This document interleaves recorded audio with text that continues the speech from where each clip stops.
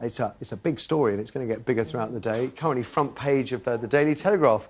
WikiLeaks documents show how a junior minister secretly worked with his Libyan opposite number to effectively secure the release of the Lockerbie bomber al-Megrahi.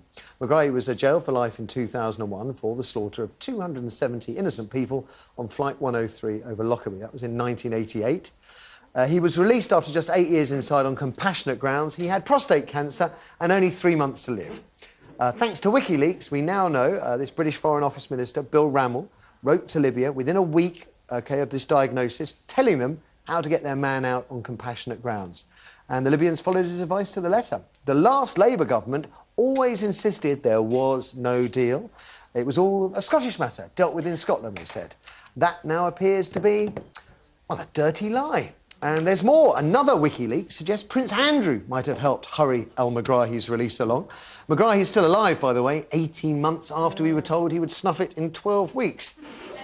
Now, apart from suggesting that the last Labour shower lied to us, these WikiLeaks revelations also cast aspersions on David Cameron's claim last summer that he was going to release all the relevant documents. Why are we still waiting, Dave? And, of course, an even bigger issue is the Americans. They're going to go ballistic. You know, there were going to be fresh calls for some of our guys to appear before the US Senate to explain what the hell was going on. You know, lots of American citizens lost their lives in Lockerbie. But who cares if the price of petrol goes down? Libya, thanks to foreign investment from us, is expected to double its oil output within a couple of years. It will then be one of the top 10 oil-rich nations on the planet. So, you bothered, Amanda? I'm not surprised at all. Are you not surprised? No, not at all. Because all the WikiLeaks stuff so far, not much of a surprise. This one, No, it doesn't surprise me. What saddens me is that money always takes precedent over human life. It's always the case, and it's such a shame. But having said that, we can't have it both ways. We can't throw our hands up in disgust and say it's awful, but then still want cheap petrol. I mean, we're dealing with terrorists, aren't we? We are dealing with terrorists because we want cheap oil. Now, if they'd have said to us, you know, this is the case, this is what's going to happen. If we release this guy, our petrol prices are going to stay the same. If we don't, we're going to have to pay double. I, for one, would rather pay double than not deal with a terrorist. But you're saying that, but that's the difference between being upfront and being duplicitous and sneaky.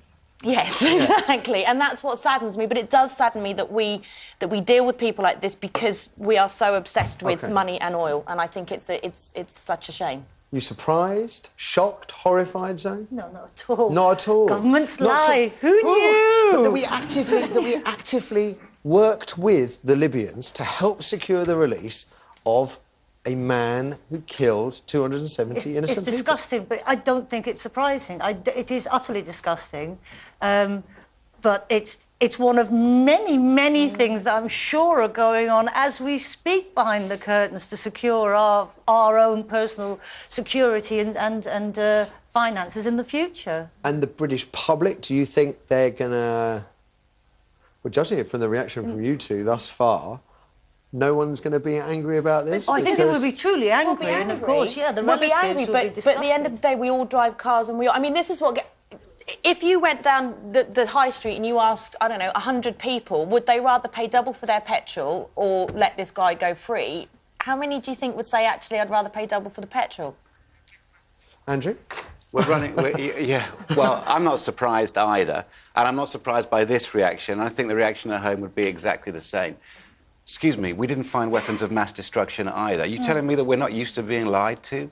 We're used to being lied to all the time. And I just quote something here, and I know there's a whole load more coming out, but a Foreign Office minister sent Libyan officials detailed legal advice on how to use Megrahi's cancer diagnosis to ensure he was released from a Scottish prison on compassionate grounds. So, I mean, I can already see them, running for cover straight away on this. It was just advice. We're legally obliged to give them that advice when they sent an official form. But they said all the time it's a Scottish decision, but they were kind of working. Westminster was working against the Scottish executive and lying to us. Just blame shifting, isn't it? It's it's not me, it's them, it's not us. And I'm not surprised Prince Andrew's involved either, because he's kind of a roving royal foreign ambassador. He's there to chivvy along deals, isn't he? That's the one thing that does sort of surprise me. That's like, really? You'd have thought they really wanted to secure his release to keep him as far away from proceedings as possible.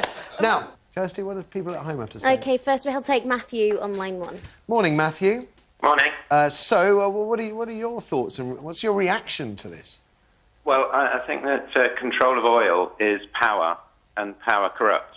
You know, we were lied to go to Iraq, and that was about oil.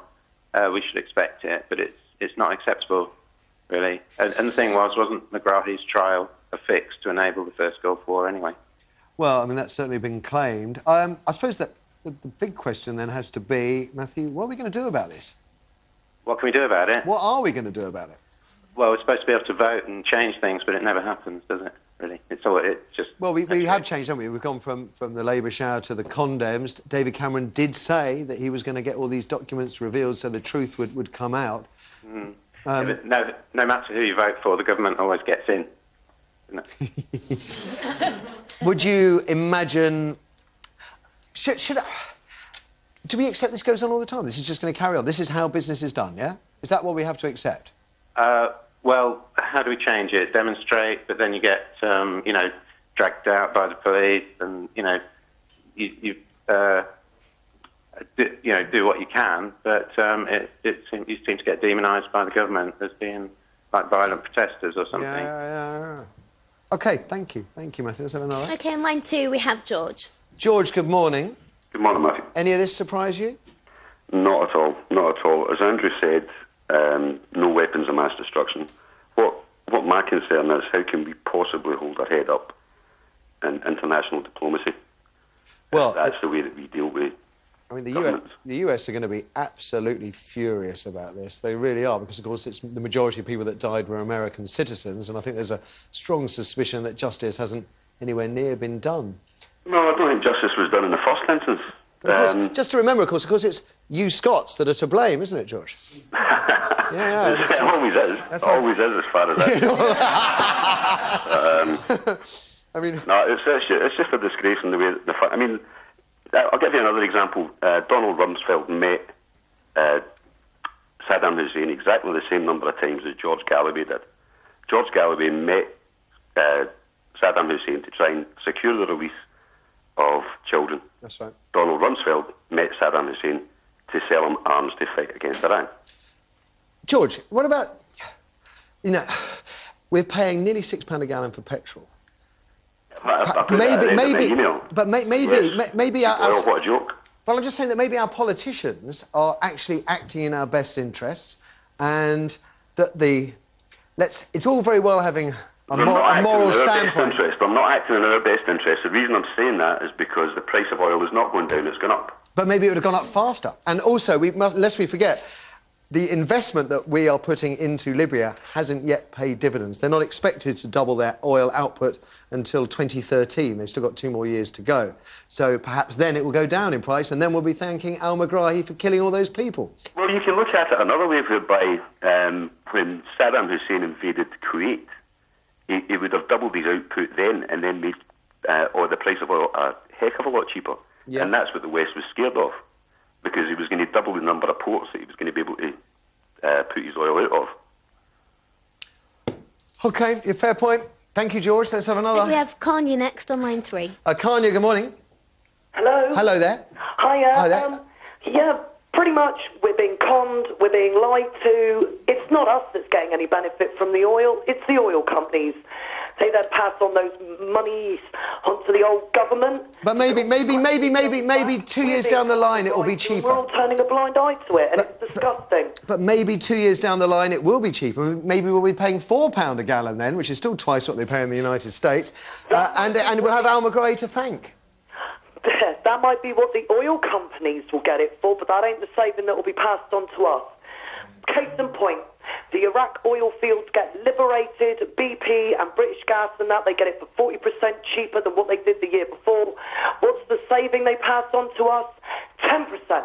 And who is the man that helped UI take control of one of the largest oil fields in Iraq? It was Tony Blair. Well, yeah, exactly. He gets £1 million a year from UI, that's right, a Korean firm. And who should be up for war crimes? Because he lied to the British people, he lied to the world. Yeah, but now we know it happens all the time. They lie all the time. So, maybe there's not... make a stands. There are more of us than there are of them. Well, what are you going to do about it then? What are you going to do? Well, at the moment, I've got 3 minions that I'm raising up to go power to the people, and when they're old enough, we'll be marching. I'll tell you what, this morning this show ain't. Let's have another, thank you. OK, we'll take Jane on line 4. Jane, good morning. Oh, good morning, Matthew. Surprised, shocked, horrified? No, I'm not shocked, but I am horrified in the fact that it's always the people who are used as guinea pigs. But my answer to the problem is that I think we should put more investment into the people who are engineers, who can think up new ways of using energy for, our vehicles and any other... We are. We're investing in Libya. Utilities, that we can actually bypass these people and these countries who have oil, and it is a rich commodity. You give me an idea, Jane. You give me an idea. Right. OK. Let's forget about how angry we're feeling and think that what we're actually doing, what Tony Blair started when he went in the tent with Gaddafi, is bringing a rogue state towards the bosom of the Western world, and instead of being a Western world that kept the Arab world apart or just dealt with money for oil, we're actually embracing a nation, bringing a troubled leader into the bosom of our heart like a long-lost friend, spreading love, that Tony Blair is spreading love. And just as a byproduct, we happen to get cheap oil. I think, there are always ways of handling these situations, but I think if you, go to somebody who's holding the countries around this world to ransom for deeds that they have done, I think, you are dealing with a nation that is, slightly on the edge of being responsible. Which is like pots and kettles, isn't it? Britain and Libya. Yeah. Jane, thank you. I just want to go down the panel here. So something that George said right at the beginning about corruption, OK?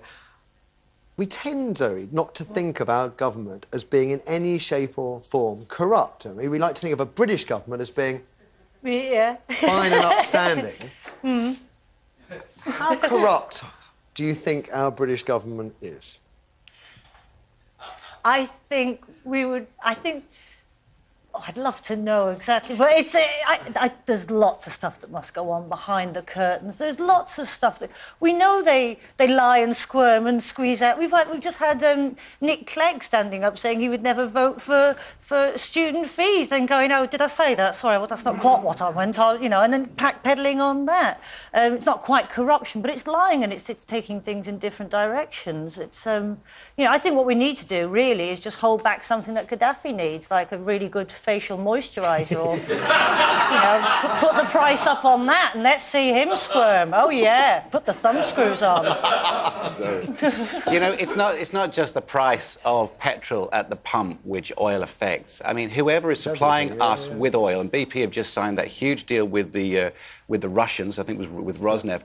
Whoever, it's not petrol at the pump that's the big deal. It is everything that we do in this country, from the lighting in the studio to the cars or the trains that you came in today. If costs go up, businesses go out of business and all the rest of it. It's the real power. Whoever gives us oil has got our bits like that. And we, unfortunately, have to deal with people that run our country on oil. To say.